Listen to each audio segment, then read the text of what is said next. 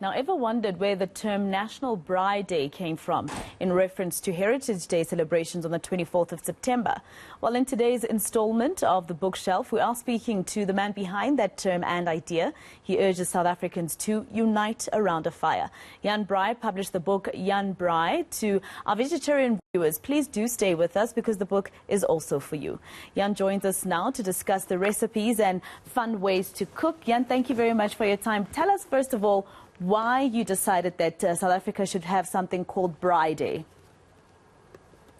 Well, our first democratically elected government, I think most of it was their idea. In 1995, South Africa celebrated National Heritage Day on 24 September for the first time with the vision of creating a day where more than just celebrating or reflecting on the heritage and the past, we, as coined by former President Mandela in that celebration in 1995, it's to build a united heritage for the youth of the future.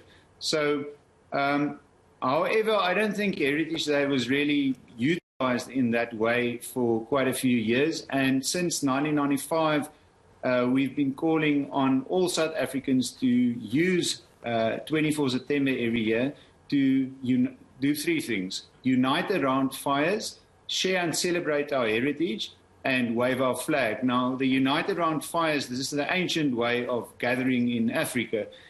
So it's as old as civilization, or even before civilization. Uniting around fires is integral to human development.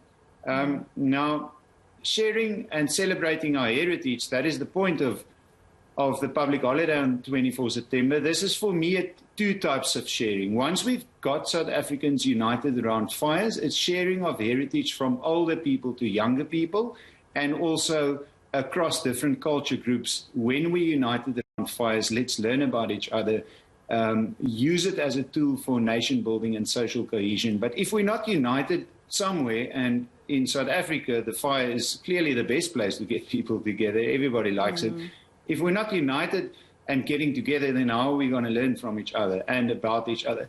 And then lastly, to wave the South African flag. We have the most beautiful flag in the world. And in South Africa, as with any nation in the world, you need symbols of being South African that everybody buys into. And I think our flag is just the best symbol for all of us to buy into. I'd like, in that respect, South Africa to be similar to, let's say, the US, where you've got the national flag in front of every house, in front of every household. In Australia, on Australia Day, the thing to do is get the national flag tattooed on your body. So those, for me, are the three elements of the National Braai Day initiative, and that's why I think we should celebrate 24 September every year. Now, Jan, when I was reading through some of the recipes in this book, I felt like, those moments when you go to the restaurant and there's this menu that you find in front of you and there are names you just cannot pronounce, and then you're so embarrassed to order. So just help me out with this one. Is it an aubergine? Aubergine, yes. Aubergine, that is actually great. A difficult one. It's such a difficult one that you've got other options. You can also call it eggplant, and you can also call it brinjal. So yes, yeah. So that's a tough one. But if you get to a shop, then you try all three, and usually the shop assistant will know one of the three. So it's aubergine, brinjal, or eggplant. It's exactly the same. It's not similar things. It's the same thing, just different words for it. Tell us about this recipe that you put up there. You said it can make chips, you can make a side dish, and I know that this book specifically is for the vegetarians, not to feel left out on Braai Day, because you think Braai Day, you think meat. But this is obviously to show them, how do you get the eggplant to look the way that you've put it here? And I'm not sure if the team can show the viewers. I've got the page open. I mean, sometimes you can follow a recipe book and then you don't get them to look the way that you've had them here. Yes, well, I obviously think that my book is beautiful, the vegetarian option. So for people that want to braai but choose to not eat meat, I think it would be at home as a coffee table book, but I actually don't want that book to sit on the coffee table. It should be in your kitchen, it should be in your braai area, it should be outside in the garden or on the stoep. or in the yard or on the street, wherever you're busy braaiing now. The three ways with the eggplant or the brinjal is firstly to slice it very thinly and then to make chips with it. Then you can obviously also slice it thicker and use it in a salad. You can cut it up to blocks and serve it like that in a pita bread. And I think what isn't there, but maybe elsewhere in the book, is you can also put the whole brinjal into the coals, that it sort of chars, and then scrape out all of that caramelized, soft, cooked insides and make a dip with that you can use with your chips or your salted crackers or with pieces of bread. Now, of course, then there's also the paprika and cheese potatoes. Is that, how do I get it to look like this? And also, is that enjoyable? Also, I assume potatoes are like universal, right? So I assume if you go to a vegetarian braai and you like meat, this would be perfect for you. I think this would actually be one of the stuff on the table that would be finished very quickly. It's probably going to be finished before most of the meat. But yeah, so the paprika potatoes, paprika is the international word for what we also call sweet peppers or bell peppers. So those big things, we also sometimes call them in South Africa traffic light peppers, where you get a green one and a red one and a yellow one. So that's also, you can call that thing a paprika, and when that is dried and you make it powder, that is also paprika, the spice. Exactly the same thing, just in a different form. So what you do here is you first take a bag of baby potatoes. No, you don't have to peel them, obviously. You take them as is, you wash them, put them in the potjie with a bit of water, and you boil it until it's soft and it wants to start bursting at the seams. And then you add some olive oil and butter and onion and paprika, so the whole thing, the traffic light pepper that you've obviously now seeded and cut, and you stir fry all of that with the butter and the olive oil, add some garlic, and then you top all of that off with cheese and paprika, the dried spice. And that is really one of my current party tricks as a side dish, because it's super easy to prepare. It's impossible to mess it up, and everybody likes it. Vegetarians, non-meat eaters, and meat eaters alike. And of course, when you're serving it in the potjie that you make it in, you're cutting out on doing extra dishes, and that cast iron of a pot off the fire, it keeps the meal warm until everybody's served. Now, when I think of a bunny chow, I was very interested to see how you make a vegetarian bunny chow, because obviously when I think of a bunny chow, I think those ones that you find with the egg and the burger and the Russian and the this. So now tell us a bit more about a tasty vegetarian bunny chow option. Yeah, so for me, what you're describing with the egg and the Russian and the chips is more kota.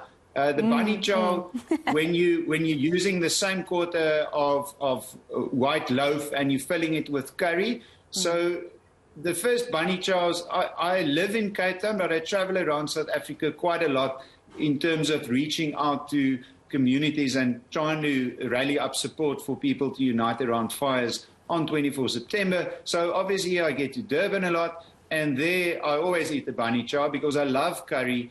And I think to serve it in some fresh bread is a great way to enjoy a curry, because it mops up all the sauce. So I started off like, I guess, any normal or, classic normal person eating the meat style. But then I realized you don't have to have meat in a curry or in a bunny chow. And you get some fantastic bean bunny chows, like a butter bean bunny chow in Durban as well. So I really just took inspiration from all the lessons that I learned from traveling throughout South Africa for a lot of the recipes in this book. And yeah, certainly the baked bean bunny chow, it's a fantastic meal. It's very tasty, it's easy to make, and it's easy on your wallet. Now, a lot of people, of course, when you think of the braai, you literally think of the actual braai stand with charcoal, etc., fire and meat on top of that braai stand, right? So what is the option in terms of the vegetarian option? I mean, I don't know. I thought that, with vegetarian, most of the time what you do is use the actual stove.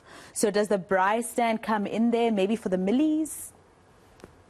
The braai stand comes in for absolutely everything, because fruit and vegetables and salad, it contains natural fruit sugars. So by putting it on the braai, you're exposing that fruit or vegetable or salad to the direct searing heat of the coals. So that caramelizes the sugar in the fruit or the vegetable, so it will taste sweeter. It's not going to have more sugar in it. It's just going to taste more sweet, as in it's going to taste nicer. And, of course, it gets a bit of smokiness and a bit of char. So you're making the same thing simply taste much better by braaiing it. Be that a romaine lettuce head, it can be coleslaw that you're braaiing, it can be mushrooms, it can be, like you say, I think for many of us, the mealie is a classic example when you're doing bread on the fire. Be that you make the dough and you're doing rooster cook, or be that you take already baked bread and just tear it into pieces. The original, from ancient Rome, our Italians did bruschetta. You just take bread, you tear it into pieces, dip it in olive oil, add a bit of salt, and just slightly char it on the coals. And, of course, doing toasted sandwiches, braai broodjies on the fire. So normal shop toasted bread with some chutney, cheese, tomatoes, and onion on the inside. Put it in a grid, turn it often over the coals until it's golden brown on the outside, and the cheese is melted in the middle. And that principle of doing toasted sandwiches, braai broodjies on a fire, you can put absolutely any filling in there. Anything that you like on a pizza, it's also going to work there. Because you've got some dough, you've got some cheese, you've got the flavor of fire and smoke. And so whatever you like as a topping on your pizza, use that in a sandwich on the fire. Jan, before I let you go very quickly, today is Sunday. 7 colors usually you'd find in many homes. What are you making today? I'm actually going to do boerewors rolls today because I really like boerewors. I think boerewors is also a fantastic analogy for South Africa, where we've got all these diverse cultures that came together to create this wonderful country of ours. And boerewors is the same. You've got spices and the knowledge of how to use spices properly that came from the east to South Africa. You've got sausage making skills that came from Europe. And then you've got fantastic South African meat and fantastic South African environment, of course, and people. And the combination of all of these led to the creation of boerewors and also to South Africa. So the other reason why I like boerewors is because you finish everything. So they aren't, you're serving the braai wors in a hot dog roll, and afterwards it's all done. So you don't have to do dishes. There's no leftovers. It's just a convenient thing. All right. Jan Braai, thank you very much for your time. He's the author of Jan Braai, The Vegetarian Option. As you can see, I've got it here in my hand. Very interesting in terms of getting ideas to cook, quick ideas as well as longer ones. Have fun with your family. And, of course, we know that the 24th of September is coming up. So I'd suggest you go get this copy. And vegetarians, as you heard, you're not left out.